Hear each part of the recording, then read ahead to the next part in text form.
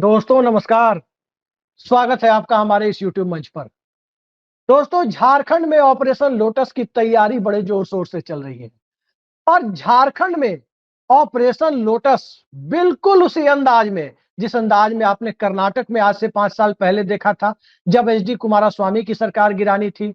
बिल्कुल उसी अंदाज में, जिस अंदाज में आपने महाराष्ट्र में उद्धव ठाकरे की सरकार को गिराने के लिए देखा या मध्य प्रदेश में कमलनाथ की सरकार को गिराने के लिए देखा। लेकिन अब ऑपरेशन लोटस तो इतना आसान नहीं है। हाँ, एक दूसरी साजिश, राजनीतिक साजिश झारखंड में चल रही है और उस राजनीतिक साजिश को यदि आप गौर से देखने की कोशिश करें तो पता चल रहा है कि चीफ जस्टिस डीवाई चंद्रचूड़ की संविधान पीठ का फैसला ऑपरेशन लोटस के रास्ते में बाधा बन रहा है।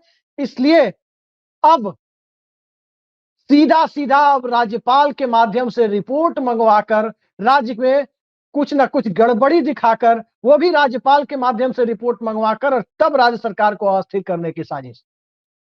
कई सारी साजिशों की बू यहां से आ रही है। क्या जेएमएम, क्या कांग्रेस, सभी आज की तारीख में ऑपरेशन लोटस की संभावना से परेशान दिखाई दे रहे हैं। मगर चंपई सोरेन जो पूर्व मुख्यमंत्री हैं, वो पार्टी छोड़ने के कगार पर खड़े हैं। कभी भी ये खबर आ सकती है कि चंपई सोरेन ने जेएमएम छोड़ दिया, यानी झारखंड मुक्ति मोर्चा छोड़ दिया और भाजपा के हिस्सा बन गए। वो 5-6 महीने तक वहां के मुख्यमंत्री भी थे। उसके बाद जब ईडी की कृपा से जेल जाने की नौबत आई थी हेमंत सोरेन की, और जब वो रिहा होकर बाहर आए, फिर झारखंड मुक्ति मोर्चा विधायक दल की बैठक हुई और इस विधायक दल की बैठक के बाद हेमंत सोरेन को फिर से मुख्यमंत्री चुने जाने का प्रस्ताव विधायक दल ने पारित कर दिया। चंपई सोरेन को, जो स्टॉप गैप अरेंजमेंट के तहत मुख्यमंत्री थे, उन्हें मुख्यमंत्री पद छोड़ना पड़ा और अब चंपई सोरेन इसे अपना अपमान बता रहे हैं। थोड़ी देर पहले उन्होंने ट्वीट किया है और इस ट्वीट को आप हमारी स्क्रीन पर देख सकते हैं कि इस ट्वीट में किस तरह से उन्होंने अपने अपमान की बात, आत्मसम्मान को ठेस की बात, तमाम तरह की ऐसी बातें कही हैं जो आमतौर पर कोई भी राजनेता जब दल से दूर जाता है, अपनी मूल पार्टी से दूर होकर एक नई राजनीतिक शिनाख्त की तैयारी करता है, तो जो सब बातें वो कहता है वही बातें चंपई सोरेन कहते हुए दिखाई दे रहे हैं। खैर, चंपई सोरेन के साथ कितने विधायक हैं? किसी की नजर में 4 हैं, तो किसी की नजर में 6 हैं, तो किसी की नजर में 8 है। यहां तक कि झारखंड के वरिष्ठ नेता और अब जनता दल यूनाइटेड का हिस्सा बन चुके सरयू राय भी कह रहे हैं कि कांग्रेस के भी कुछ विधायक इस खेल का हिस्सा बन सकते हैं। हालांकि इंडिया गठबंधन के कुछ विधायकों को अभी 1-1.5 साल पहले ही झारखंड से निकलकर पश्चिम बंगाल में कहा जा रहा था कि वो कथित तौर पर असम जा रहे थे, उन्हें बंगाल की पुलिस ने पकड़ा था। कहा गया कि कैश के साथ पकड़ा गया था, लेकिन ईडी वहां नहीं पहुंची। खैर, उस वक्त तो ममता बनर्जी की पुलिस ने, उनके प्रशासन ने झारखंड में ऑपरेशन लोटस को निष्फल कर दिया था। लेकिन अब ऑपरेशन लोटस की गुंजाइश कहां रुकी हुई है और कैसे जस्टिस चंद्रचूड़ का 11 मई 2023 का महाराष्ट्र के मामले में दिया गया फैसला झारखंड में बिल्कुल उसी तरह से ढाल बनकर हेमंत सोरेन की सरकार के लिए खड़ा हो गया है, जिस तरह से हिमाचल प्रदेश में सुखविंदर सिंह सुक्खू की सरकार के लिए खड़ा हो गया। तो 3 महत्वपूर्ण बिंदु हैं। जस्टिस चंद्रचूड़ की 5 सदस्यीय संविधान पीठ, जी हां, सुप्रीम कोर्ट के 5 जजों की संविधान पीठ ने जो फैसला 11 मई 2023 को महाराष्ट्र के मामले में सुनाया था, उसके 3 महत्वपूर्ण बिंदु हैं। पहला, दलों की आंतरिक टूट फूट की स्थिति में गवर्नर किसी सरकार को विश्वास मत हासिल करने के लिए नहीं कह सकते। दूसरा यह है कि कोई भी विधायक पार्टी छोड़ने के पहले, जो एक परंपरा सी बन गई थी नवाम रेबिया जजमेंट के बाद, कि स्पीकर के खिलाफ या स्पीकर की अनुपस्थिति में यदि उपाध्यक्ष है, डिप्टी स्पीकर, उसके खिलाफ, मोटे तौर पर कहें तो जो सदन का प्रिजाइडिंग ऑफिसर है, उसके खिलाफ एक अविश्वास का नोटिस दे देते थे और फिर उसे डिस्क्वालिफिकेशन पे, विधायकों के डिस्क्वालिफिकेशन या दल बदल से संबंधित मामले पर सुनवाई करने से प्रतिबंधित कर देते थे। अब वो खेल नहीं चलेगा। जस्टिस चंद्रचूड़ की संविधान पीठ के फैसले ने साफ कहा कि अब यह खेल नहीं चलेगा कि स्पीकर के खिलाफ नोटिस दे दिया और स्पीकर को सुनवाई से रोक करके बीच में खेल कर लिया गया। अब वही स्पीकर सुनेगा जो उस वक्त स्पीकर है। और तीसरा जो सबसे महत्वपूर्ण बिंदु है वो ये है कि पार्टी का व्हिप कौन होगा, यानी सदन में पार्टी जो संसदीय दल या विधायक दल पर अपना जिसके माध्यम से नियंत्रण रखती है उसे मुख्य सचेतक कहते हैं या सचेतक कहते हैं। तो पार्टी का सचेतक यानी व्हिप कौन होगा, यह फैसला संसदीय दल का नेता नहीं बल्कि पार्टी का आला कमान करेगा। ये तीन फैसले झारखंड में ऑपरेशन लोटस की संभावना को फिलहाल प्रतिबंधित कर रहे हैं और तब तक प्रतिबंधित कर रहे हैं जब तक विधानसभा अध्यक्ष की कुर्सी पर बैठा हुआ व्यक्ति, फिलहाल रविंद्रनाथ महतो विधानसभा अध्यक्ष है, झारखंड मुक्ति मोर्चा के विधायक है, और जब तक उनकी दलीय निष्ठा, संवैधानिक निष्ठा नहीं, संवैधानिक निष्ठा तो पद के साथ है, जब तक उनकी दलीय निष्ठा अपनी पार्टी के सुप्रीमो शिबू सोरेन और हेमंत सोरेन के साथ है।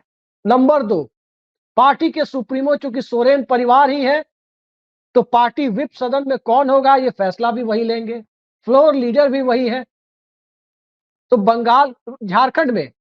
झारखंड में आज की तारीख में ऑपरेशन लोटस की गुंजाइश नहीं दिखती, क्योंकि गवर्नर भी नहीं कह सकते कि चंपई सोरेन के साथ कुछ विधायक अलग हो रहे हैं, पार्टी के अंदर मतभेद है, वो अलग हो रहे हैं या अलग होना चाहते हैं, लिहाजा ये सरकार अल्पमत में है, उन्हें फ्लोर टेस्ट हासिल करना होगा। अब यदि फ्लोर टेस्ट की नौबत आएगी तो तभी आएगी जब भारतीय जनता पार्टी जो मुख्य विपक्षी दल है वो अविश्वास प्रस्ताव लाए। अब अविश्वास प्रस्ताव पर वोटिंग होगी, उस वक्त यदि ये अविश्वास प्रस्ताव लाते हैं, वोटिंग होती है, उस वोटिंग के दरमियान कौन सदन का सदस्य बनने लायक है, कौन सदन का सदस्य रहने लायक नहीं है, किसकी कौन दल बदल कानून के पैरामीटर पर किसकी सदस्यता जा सकती है, यह फैसला विधानसभा अध्यक्ष रविंद्रनाथ महतो को करना है, जिनकी दलीय निष्ठा फिलहाल सोरेन परिवार के साथ बताई जाती है। तो पहली बात कि उस रास्ते से ऑपरेशन लोटस के द्वारा बिल्कुल अंतिम समय में, जब विधानसभा के बमुश्किल 2-3 महीने बचे हो कार्यकाल खत्म होने में, 4.25 साल निकल चुका हो, तो उस परिस्थिति में सरकार को गिराकर 2-3 महीने के लिए भाजपा या भाजपा समर्थित कोई एकनाथ शिंदे टाइप सरकार यहां बना दी जाए, इसकी संभावना तो अब क्षीण हो जाती है। दूसरी संभावना कि राज्य में राष्ट्रपति शासन लगा दिया जाए, क्योंकि राज्य में संवैधानिक मशीनरी फेल होने का आरोप गवर्नर की रिपोर्ट के माध्यम से लगवा दिया जाए, या फिर राज्य की स्थिति पर केंद्र सरकार को किसी तरह की कोई खुफिया रिपोर्ट की बात कह दी जाए कि राज्य में लॉ एंड ऑर्डर की स्थिति ठीक नहीं है। लेकिन वो मामला इतना आसान नहीं है। हालांकि अभी कुछ दिनों पहले संतोष गंगवार को राज्यपाल बनाकर वहां भेजा गया है। संतोष गंगवार 8 बार के लोकसभा सांसद हैं, वरिष्ठ नेता है, और इस तरह के खेल में वो रिपोर्ट बनाकर देंगे इसमें तो संदेह है, लेकिन क्या पता कोई रिपोर्ट दिल्ली उनसे ले भी ले। तो एक ये संभावना है कि चुनाव के वक्त राष्ट्रपति शासन लगा करके झारखंड की सरकार को डिस्टेबलाइज किया जाए। लेकिन सवाल ये उठता है कि चुनाव के वक्त इस तरह की बातें क्यों हो रही है झारखंड में? क्या किसी एंटी इनकम्बेंसी या किसी साजिश के विरोध में राज्य की जनता के खड़े होने का डर नहीं है? तो पहली बात तो यह है कि इस देश में जो राष्ट्रवाद के भीतर जो उपराष्ट्रवाद की फीलिंग होती है, यानी क्षेत्रीय आत्मसम्मान, जैसे बांग्ला आत्मसम्मान दीदी ओ दीदी के वाले स्टेटमेंट के बाद जग गया, जैसे मराठी अस्मिता का सवाल गुवाहाटी मॉडल के बाद जगा हुआ है, जैसे तेलुगु आत्मसम्मान का नाम कभी एनटी रामाराव ने जगा दिया था, जैसे तमिल प्राइड का नाम जग जाता है, जैसे गुजरात प्राइड की बात मोदी जी कर देते हैं, उस तरह से उत्तर प्रदेश, बिहार और झारखंड जैसे राज्यों में जहां सोसाइटी मल्टी लेयर्ड है, कई चरण है सोसाइटी के, कई आर्थिक और सामाजिक स्तर है समाज के, कई जगह सामाजिक अंतर्द्वंद बहुत ही ज्यादा तीखे हैं। उस राज्य में, उन राज्यों में आप देखें तो उन राज्यों में कोई क्षेत्रीय अस्मिता जैसी चीज आमतौर पर उभरती नहीं है कि झारखंड की अस्मिता का सवाल बन जाए और पूरा झारखंड हेमंत सोरेन के या पूरा झारखंड भाजपा के साथ या किसी और के साथ खड़ा हो जाए। यह स्थिति झारखंड, बिहार, यूपी में आमतौर पर होती नहीं।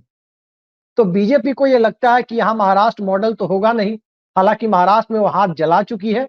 महाराष्ट्र में बीजेपी जिस प्रकार से एनसीपी और शिवसेना को तोड़ने चली थी, वहां बीजेपी ने न सिर्फ कुल्हाड़ी पर पैर मारने वाली बात नहीं थी, पैर ही कुल्हाड़ी पर रख देने वाली जैसी बात थी। तो उस परिस्थिति में झारखंड की जो स्थिति है, झारखंड की स्थिति में भारतीय जनता पार्टी को लगता है कि आखिरी दौर में जेएमएम का मुख्यमंत्री रहते हुए, जेएमएम के प्रशासन के सत्ता में रहते हुए चुनाव नहीं होना चाहिए। लेकिन सवाल है कि बीजेपी क्या 3 महीने का सब्र नहीं रख सकती कि दूध का दूध और पानी का पानी हो जाए? आखिर जरूरत क्या थी? कहा जा रहा है शिवराज सिंह चौहान के माध्यम से तोड़ा जा रहा है। हेमंता बिश्व शर्मा को, जो असम के मुख्यमंत्री हैं, उन्हें प्रभारी भी बनाए जाने की बात है झारखंड में भाजपा का। और चंपई सोरेन को तोड़ने के लिए शिवराज सिंह चौहान के साथ साथ कुछ अन्य लोगों को लगाने की बात। तो दरअसल यहां भी दो खेल। पहली चीज, हेमंत सोरेन या कोई भी व्यक्ति जिसे मुख्यमंत्री बनाएगा और मुख्यमंत्री का पद कुछ दिनों के बाद लिया जाएगा, तो जिसे एक बार सत्ता मिल गई है उसके अंदर नाराजगी तो होगी। ये स्वाभाविक सी चीज है। सब कोई तमिलनाडु में जैसे जयललिता के समय में पनीर सेल्वम को बनाया गया, पनीर सेल्वम सभी नहीं हो सकते। तो एक ये परिस्थिति है कि झारखंड में चंपई सोरेन मुख्यमंत्री पद से हटने के बाद और सत्ता के शीर्ष का स्वाद चखने के बाद पार्टी के अंदर उन्हें एक अनकंफर्टेबल सिचुएशन का सामना करना पड़ रहा था। इसमें कोई दो राय नहीं, क्योंकि मुख्यमंत्री का पद तो एक है, वो तो दो हो नहीं सकता किसी राज्य में। और एक है तो पार्टी विधायकों की चाहत है कि हेमंत सोरेन ही बैठे तो वही बैठे। अब सवाल ये उठता है कि भाजपा इस लड़ाई को कई स्तर पर लड़ना चाहती है। वो स्तर क्या है, वो स्ट्रेटजी क्या है? तो नंबर एक, मैंने आपको बताया कि झारखंड में चूंकि जस्टिस चंद्रचूड़ के संविधान पीठ के फैसले के बाद, सुप्रीम कोर्ट के 11 मई 2023 के फैसले के बाद अब ऑपरेशन लोटस की गुंजाइश तब तक के लिए क्षीण दिखाई देती है जब तक विधानसभा अध्यक्ष और जेएमएम या कांग्रेस पार्टी के व्हिप ये दोनों बीजेपी के पाले में न चले जाएं, तब तक यह संभव है। दूसरा, चुनाव के वक्त मशीनरी अपने हाथ में रहे। मशीनरी अपने हाथ में क्यों रखने की कोशिश होती है? कई सारे सवाल उठते हैं। हालांकि व्यक्तिगत तौर पर मैं नहीं जानता कि ऐसा होता है या नहीं होता है, लेकिन चर्चाएं अक्सर ऐसी होती है जहां 50, 100, 150, 10, 20, 200, 500 वोटों से जिन विधानसभा या लोकसभा सीटों पर फैसला होता है, कहा जाता है कि वो विपक्षी दल के फेवर में आमतौर पर जाता नहीं है। ज्यादातर ऐसी सीटें जो उस वक्त राज्य की सत्ताधारी पार्टी होती है उसी के पक्ष में जाता है। जैसे बिहार विधानसभा चुनाव 2020 को ले, ठीक है, तेजस्वी यादव अपने बूते मुकाबले में नहीं आ रहे थे, लेकिन चिराग मॉडल से उपजी परिस्थितियों ने उन्हें मुकाबले में खड़ा कर दिया था। और तब आपने देखा होगा, अगर कोई 12 वोट से जीता वो भी एनडीए का विधायक था, अगर कोई 300-400 वोट से जीता होगा वो भी एनडीए का विधायक होगा। ठीक इसी तरीके से महाराष्ट्र में एनडीए की सरकार सत्ता में है और 48 वोटों से जो व्यक्ति लोकसभा का सांसद बना वो इंडिया गठबंधन का सांसद नहीं था, वो भी एनडीए का सांसद था। तो इस खेल को कोई भी व्यक्ति समझ सकता है कि पोस्टल बैलेट की गिनती में नजदीकी मुकाबले वाली सीटों में किस तरह से सत्ताधारी दल जिसके पास राज्य के प्रशासन की नकेल होती है वो अपने पक्ष में फैसला करवा लेने का आरोप विपक्षी दलों की तरफ से झेलता है, क्योंकि अमूमन ऐसा ही होता है।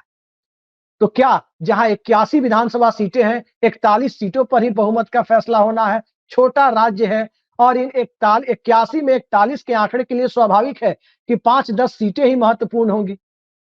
झारखंड में इतना तो तय है कि 24 से 28 के बीच सीटें, जो वहां के राजनीतिक विश्लेषक बता रहे हैं कि 24 से 28 सीटें जेएमएम जीतने की स्थिति में है, 24 से 28 सीटें ही भाजपा जीतने की स्थिति में है और बाकी सीटें कांग्रेस, लेफ्ट, जनता दल यूनाइटेड, राष्ट्रीय जनता दल, आजसू या निर्दलियों के पास जानी है।